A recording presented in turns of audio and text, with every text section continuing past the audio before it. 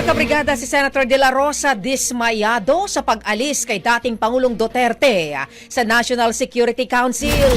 Brigada Ann Cortez, ibrigada mo! Brigada! Live report! Nanghihinayang umano si Senador Ronald Bato de la Rosa sa pagkaalis ni dating Pangulong Rodrigo Duterte sa National Security Council.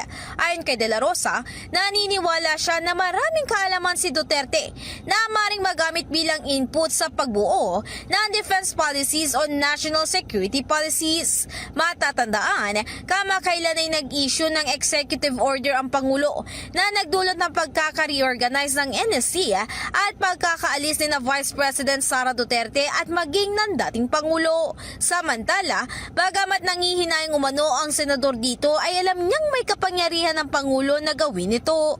Dagdag pa niya, discretion din itong alisin ang Vice Presidente, lalo na't hindi naman mandatory sa ilalim ng konstitusyon na kasama ito. In the heart of changing lives, ito si Brigada Ann Cortez ng 105.1 Brigada News FM Manila, the Music News of Freezing.